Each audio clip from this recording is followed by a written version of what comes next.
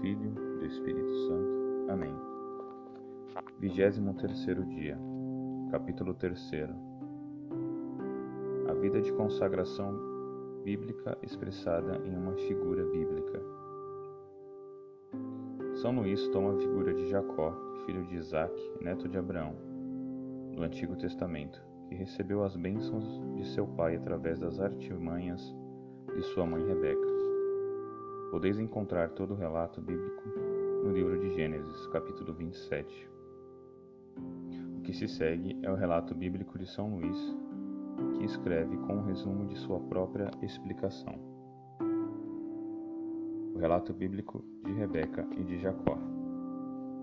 Esaú vendera a Jacó seu direito de primogenitura.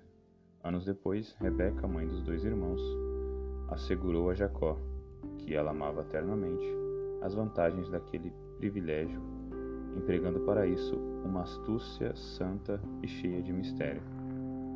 Pois Isaac, sentindo-se extremamente velho, quis antes de morrer abençoar seus filhos, e chamando Esaú, o preferido, ordenou-lhe que fosse caçar algo para ele comer. Depois o abençoaria. Rebeca prontamente pôs a Jacó ao corrente do que se passava, e disse-lhe que fosse buscar 2 cabritos no rebanho. Assim que ele lhes trouxe, ela o preparou, de modo que Isaac mais gostava. Em seguida, com as vestes de Esaú, que ela guardava, vestiu Jacó, e com as peles dos cabritos envolveu-lhe o pescoço e as mãos, a fim de que Isaac, que não podia ver, acreditasse, tateando-lhe as mãos, que fosse Esaú, embora ouvindo a voz de Jacó. Isaac, com efeito, ficou surpreso ao ouvir a voz, que ele reconhecia como a de Jacó. Mas, fazendo-o aproximar-se e tateando-lhe os pelos que cobriam as mãos do filho, murmurou: "Em verdade, a voz é de Jacó, mas as mãos são de Esaú." E convencido comeu. Em seguida, ao beijar Jacó, sentiu a fragrância das roupas de Esaú, o que acabou por dissipar-lhe as dúvidas. Abençoou-o então e desejou-lhe o orvalho do céu e a fecundidade da terra. Estabeleceu-o Senhor de todos os seus irmãos e terminou a bênção com estas palavras: "Aquele que te amaldiçoar será amaldiçoado, aquele que te abençoar seja cumulado de bênçãos." Apenas Isaac acabara de falar, entrou Esaú, trazendo um guisado da caça que arrebatara, e o apresentou ao pai, pedindo-lhe que comesse e em seguida o abençoasse. O santo patriarca ficou extremamente surpreendido ao ficar ciente do engano, mas longe de retratar o que fizera, confirmou-o, pois reconhecia de fato, evidentemente, o dedo de Deus. Então Esaú, como observa a Sagrada Escritura, gritou com grande clamor e acusou em altas vozes o embuste de seu irmão. Perguntou ao pai se ele não tinha outra bênção. Neste ponto, notam os santos padres que ele era a imagem dos que facilmente conciliam Deus com o mundo, querendo gozar ao mesmo tempo as consolações do céu e as da terra. Isaac, comovido pelos gritos de Esaú, abençoou-o, enfim, mas a bênção que lhe foi dada foi uma bênção terrena, sujeitando-o ao irmão. Por isso Esaú concebeu um ódio tão profundo contra Jacó. Para matá-lo, só esperava a morte do pai. E Jacó não teria podido evitar a morte se sua extremosa mãe Rebeca não o protegesse com sua habilidade e os bons conselhos que lhe deu, e ele seguiu. Esaú, figura dos réprobos. Antes de explicar esta história tão bela, é preciso notar que, conforme todos os santos padres e intérpretes da Sagrada Escritura, Jacó é figura de Jesus Cristo e dos predestinados, enquanto Esaú é figura dos réprobos. Basta apenas examinar a atitude de um e de outro para verificá-lo. considerando Rebeca, mãe de ambos os filhos, como figura de Virgem Maria. Esaú é o mais velho, era o mais forte e robusto de corpo, dentre os habilidosos no manejo do arco e na arte da caça. E os réprobos fiam-se de suas forças e indústria nos negócios temporais. São muito fortes, muito hábeis e esclarecidos para as coisas da terra, mas extremamente fracos e ignorantes nas coisas do céu. Segundo, Esaú quase não parava em casa, e confiante em sua força e destreza, só trabalhava fora ao ar livre. Os réprobos não se demoram ou se demoram muito pouco em sua própria casa, quer dizer, no seu interior, ou seja, no segredo de sua consciência. Os réprobos não amam o retiro nem a espiritualidade, nem a devoção interior. Desprezam as pessoas piedosas. Esaú pouco se incomodava em agradar sua mãe Rebeca e nada fazia por ela. Os réprobos não se preocupavam de modo algum com a devoção à Santíssima Virgem, a mãe dos predestinados. É verdade que não a odeiam formalmente, fazem-lhe às vezes um elogio, dizem que a amam, praticam até alguma devoção em sua honra, mas de resto não a suportam. Não suportariam vê-la amada eternamente, porque não têm para ela as ternuras de Jacó.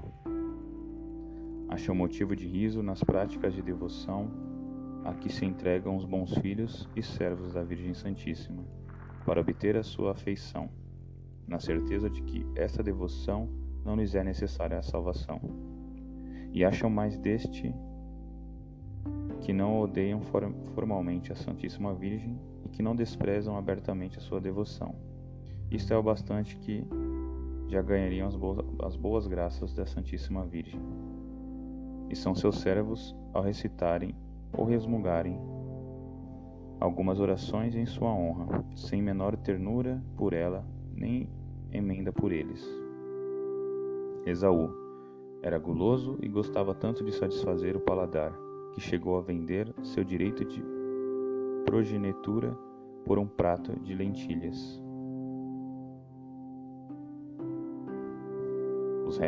Esses réprobos vendem seu direito de progenitura, isso é, os gozos do paraíso, por um prato de lentilhas, os prazeres da terra. Riem, bebem, comem, divertem-se, jogam danças, sem a mínima preocupação, como Esaú, que se tornara digno das bênçãos do Pai. Em 3 palavras, eles só pensam na terra, só amam a terra, só falam e agem pela terra e pelos prazeres terrenos, vendendo por um instante de prazer, por uma vã fumaça de honra e por um pedaço de matéria amarela ou branca, a graça habitual, sua veste, sua inocência, sua celestial herança. Esaú estava como Caim, cheio de inveja de seu irmão Jacó, e o perseguia sem trégua. Os réprobos, finalmente, em segredo ou às claras, odeiam e perseguem diariamente os predestinados, prejudicam-nos quanto podem, desprezam-nos, roubam-nos e enganam-nos, empobrecendo-nos, expulsam-nos e reduzimos-nos a pó. Enquanto eles, mesmos fazendo fortuna, gozam seus prazeres, vivem em situação esplêndida, enriquecem, se engrandecem e levantam vida folgada. Práticas de preparação para esta 3ª semana de São Luís Maria. Se dedicarão em todas as suas obras e ações diárias a conhecer Maria. Pedirão tal conhecimento ao Espírito Santo.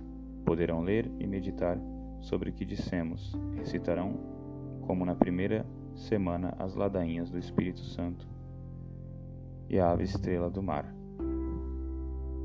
Nesta semana também pode-se oferecer as orações que costumam ser feitas, oferecimentos das boas obras da manhã, as 3 Ave-Marias, o Ângelus e, na medida do possível, recitar o rosário. Primeiro, colocar-se na presença de Deus.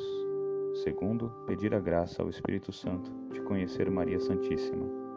E terceiro, a exortação de São Bernardo à confiança.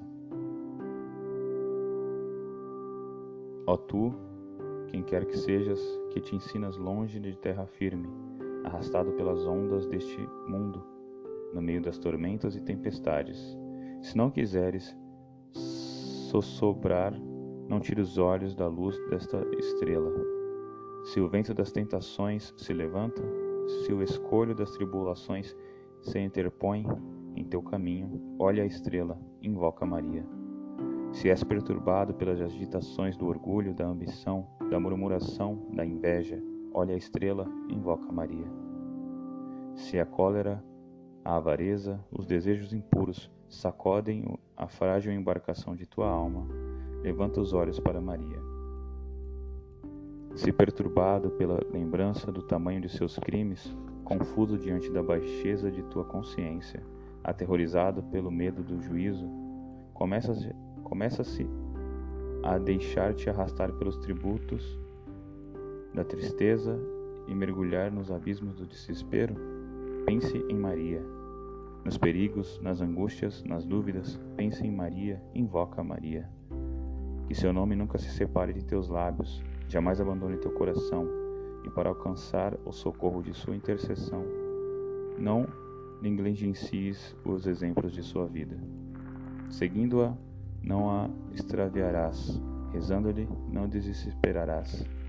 Pensando nela, evitarás todo erro. Se ela te sustentar, não cairás. Se ela te proteger, não terás nada a temer. Se ela te guiar, não te cansarás. Se ela te for favorável, chegarás ao fim. E assim verificarás por sua própria experiência quão bem bendito foi.